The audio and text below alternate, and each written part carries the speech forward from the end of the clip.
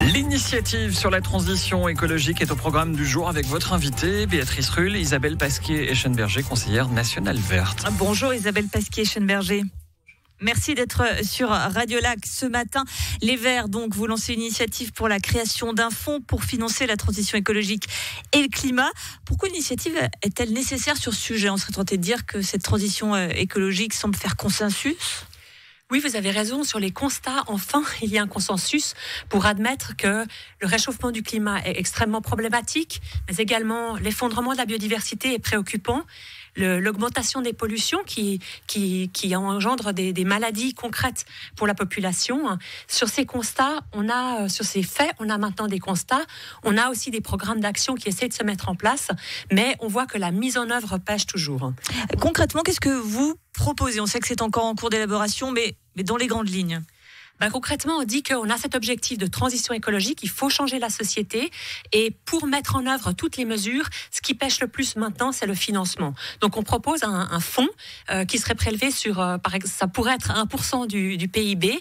Donc, ce qui représente 7 milliards, qui irait dans un fonds annuel et qui permettrait de financer toutes les mesures à mettre en œuvre, à la fois pour la transition économique, c'est-à-dire modifier l'économie, l'industrie pour qu'elle produise de manière plus respectueuse du climat, toutes les mesures qu'il faut mettre en œuvre pour préserver la biodiversité, mais aussi prendre des mesures pour s'adapter au changement climatique, parce qu'on le sait, et c'est particulièrement vrai en ville, les conditions de vie seront plus dures à certains moments, donc il faut prendre des mesures dans ce sens-là. Et il y a un quatrième point qui est essentiel pour nous, c'est de prévoir aussi des mesures de financement au niveau international, parce que l'enjeu dépasse nos frontières et notre impact à nous en tant que Suisse a aussi un impact sur l'ensemble du monde, donc c'est essentiel d'agir ensemble. 7 milliards donc par année, c'est ce que vous proposez. On voit que vous avez un peu modifié votre politique. Avant, c'était le pollueur-payeur, c'est-à-dire nous, un consommateur. Là, on passe plus à un programme d'investissement. On sent qu'il y a, les enseignements du refus de la loi sur le CO2 ont été pris au sein des Verts. On a compris qu'on ne peut pas toucher directement au portefeuille des Suisses. Oui, c'est juste. Alors bon, il faut quand même se souvenir. C'est un peu détourné quand même, parce que le budget de la Confédération, sont quand même nos impôts, logiquement. C'est clair. Mais en même temps, on le voit. Alors la loi sur le CO2, elle avait été acceptée à Genève, elle avait été globalement au niveau de la population refusée. Mais ce qu'on avait vu, c'est que la préoccupation des Suisses par rapport au climat, elle est là, elle est réelle. Donc les gens, c'est ce qu'on dit, on est préoccupé, mais on n'a pas envie de donner de l'argent. Le problème, c'est que les gens avaient l'impression qu'ils seraient trop ponctionnés sur leur propre consommation, et c'est ça qui faisait peur. Mais le consensus qu'il faut agir, il est là. Et donc, effectivement, ce qui est essentiel, c'est d'agir aussi pour se réfléchir comment alors financer toutes les mesures qui doivent être mises en place. Parce qu'on le voit, dénoncer des problèmes, c'est une chose, mais aller vers les solutions, les financer, c'est ce qu'on a tous besoin. Donc vous êtes en pleine réflexion sur cette initiative sur la transition écologique. Les socialistes également. C'est pas un peu la course à l'échalote ou la course à la transition écologique ? Alors effectivement, on a appris un peu par surprise qu'on avait un projet qui était similaire. C'est-à-dire que vous ne vous parlez pas ? C'est parce qu'on s'est parlé qu'on a jamais dit interposé. Mais il va de soi que nous, la primeur, on l'avait pour nos membres. Donc on avait notre assemblée des délégués samedi, et c'est à ce moment-là qu'on a discuté avec nos délégués le texte, et c'est à ce moment-là qu'on a rendu public notre sujet. Avant, il n'était pas. J'ai l'impression que c'est un peu de vous piquer vos thèmes de prédilection parce que ça marche bien auprès de la population. Sincèrement, Isabelle Pasquier-Eschenberger. Alors c'est votre propre analyse. La vôtre.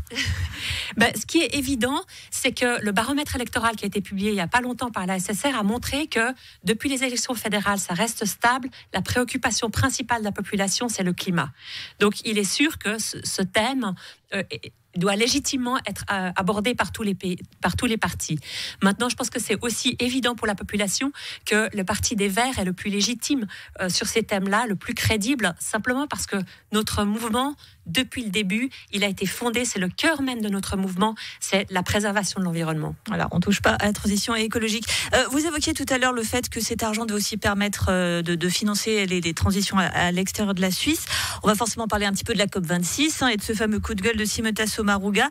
Est-ce que c'est pas un peu facile de dire que le texte n'est pas assez contraignant alors que notre pays ne va pas tenir ses engagements de réduction d'ici 2050 ? On peut s'offusquer, mais si dans les faits on fait rien, on peut donner de leçons, non ? Je partage entièrement votre constat et nous aussi, nous avons émis notre coup de gueule à la fois par rapport aux dirigeants de la COP qui n'ont pas réussi à se mettre d'accord, mais aussi par rapport à notre propre gouvernement, parce que vous avez raison, les solutions, on les connaît, les nécessités d'agir, on les connaît, mais on ne va pas de l'avant. Et c'est vrai pour le climat, mais c'est aussi vrai pour la biodiversité. On a des plans d'action, on a des mesures, on sait le constat, on sait ce qu'il faut faire, mais on n'agit pas suffisamment. Et c'est pas seulement moi qui le dis, la commission de gestion, qui est donc la commission de haute surveillance du Conseil fédéral, elle a regardé la politique du Conseil fédéral et elle a dit, en matière de biodiversité, le Conseil fédéral n'agit pas suffisamment. Donc on le voit, effectivement, il y a des freins internes, il y a un manque d'élan au niveau du Conseil fédéral pour empoigner des solutions sur ces thèmes-là.